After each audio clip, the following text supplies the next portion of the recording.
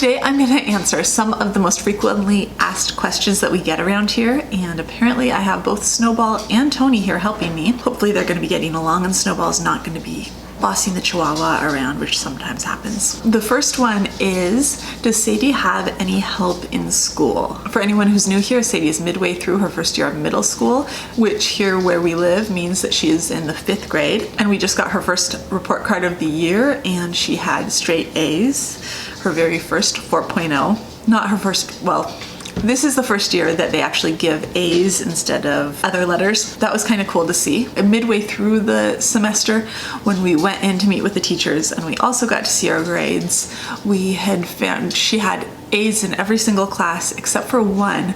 And when we went to meet with the teacher in that one, which at the time she had a C- in, we found out that it was because she would do her work in class, but then she wouldn't remember to turn it in before she left class. Her work was always good and fine. It was just she had a hard time remembering to turn it in, which actually seemed to be a problem in just about every class. And that was all before she was diagnosed.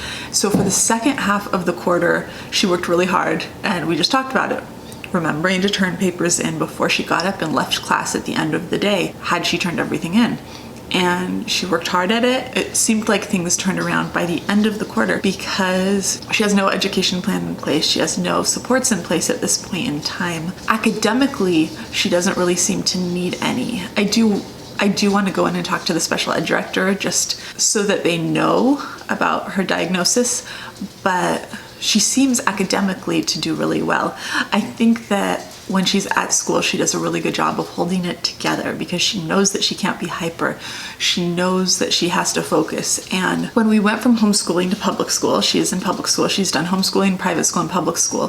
When we went from homeschooling first to private school and then to public school, it was something that she wanted so much. She wanted to go to school. She is incredibly extroverted. She needs to be around other kids. On the scale of introverted, I am super introverted. She is like the opposite. I'm way over here, she's way over here. And so she is really happy going to school. She needs that social interaction, even if it's not always easy. But because of her sisters, we do know the special education director. In the past, because she had speech until last year, when her speech qualified as being in the normal range, she had an IEP in the past. And so I just want to go in and talk to him when I finally get the report. But since her diagnosis, I have not yet gotten the report. So because it had been so long, last week I went in because it's in the same building as gastroenterology. So I went in and I asked them if they could send it to me and they took down all the information. So hopefully we'll be getting that report soon, just because I'd like to give the school a heads up just so that they know. I did also talk to one of our teachers the other day when we had a little misunderstanding. I got to the school. Sadie had completely forgotten she had a field trip with student council, and I didn't realize that the field trip was after school. So when I got there and she wasn't there, I was a little scared. So at that time when I went into the school, I ended up talking to her homeroom teacher and we ended up having a really good talk. And she talked about how well Sadie has been doing this year in school, which is always good to hear. So that is what is going on with Sadie. But no, she had an IEP. She has only ever had an IEP for speech, and she had speech when she was 6, and then we didn't have speech for a while. And then when she started going to public school again in 3rd grade, she had speech for 3rd grade and 4th grade. That is all of the speech that she had. Oh, and when she was younger, she had OT at the hospital, but that is pretty much it. Now, I've been asked a lot if we are going to have the boys tested because all of our girls have been diagnosed. That reminds me of a phone call I have to make. I am extremely frustrated right now. So back in summer, the referral was actually sent for Patrick. It was sent quite a long time before Sadie's was sent, but U of M rejected his referral because they only take, I guess, special cases, and they didn't think his was special enough. And so we just found out this last week that that had been rejected. The doctors repeatedly sent in more information and they finally said no. And so I think that his 3 sisters would just make him interesting enough along with everything else. But we've known for a long time, we've known for over a year that we thought he was going to have to be tested for ADD, but there's just been a lot more going on. So everyone kind of wanted him to be tested also to see if he's also on the spectrum, because there's a lot of signs that kind of point in that direction to it being a possibility. It wouldn't surprise me if he is. It will not surprise me if he's not. I'm really not sure. He's an anxious little guy. He's super conscientious. Since he's little, he's been anxious. He's just always been very, very alert to what Maggie's doing. And I think he was 2 the first time when Maggie eloped and really got away. And after that, he was just so aware of where she was all the time and where's Maggie, even though he was only 2.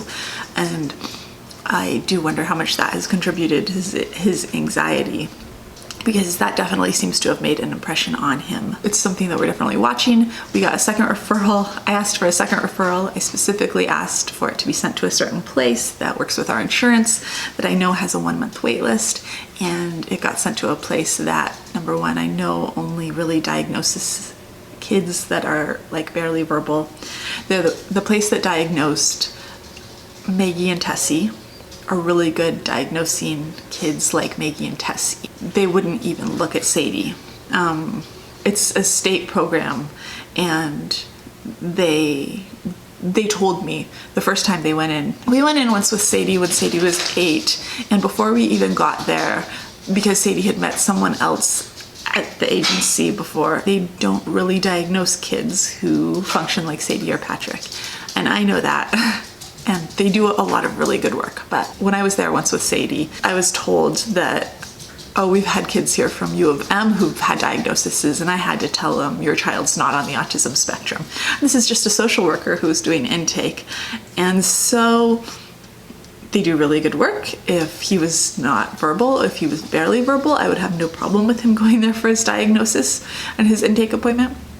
But the way that he functions in masks, there's no way they're going to even look twice at him. There's no way they're even going to do an ADOS on him. I don't see the point. So I'm calling back today to see if they'll actually send him to a psychiatrist, not to a social worker, to talk to him, to send him to the next step, because that's where he needs to go. He needs to actually go to the psychiatry place that does the evaluations, that did the long 6-hour evaluation with Sadie, because they will actually evaluate a kid who's verbal and won't just do an evaluation on someone like Tess or Megs. And then we can find out one way or another, because I honestly don't know. And James was evaluated when he was 2 or 3, but he was evaluated by the other place, the place that evaluated Tessie and Maggie. And at this point, we really have no plans on getting him evaluated. It wouldn't be really shocking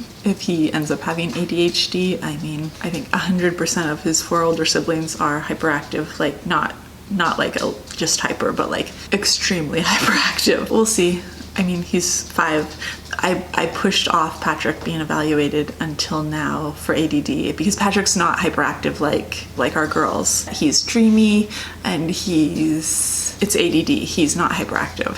So I shouldn't say all of our kids are hyperactive. Patrick is not hyperactive like the girls. He's not bouncing all over the place, bouncing off the walls. It's one of those things where it's most obvious whenever we're trying to learn everything, and he's trying so hard and his eyes are just like everywhere other than what we're actually learning. Those are definitely the 2 questions that are above any other question, the most frequently ones. I get them every couple days, and so I definitely wanted to address them because they're good questions and they're important questions, and yeah, I wanted to answer them. Anyways, that is it for today. If you like this video, we'd love it if you'd give it a thumbs up, and if you're interested in all things autism, we'd love it if you'd hit subscribe, and I'll see you tomorrow. Bye.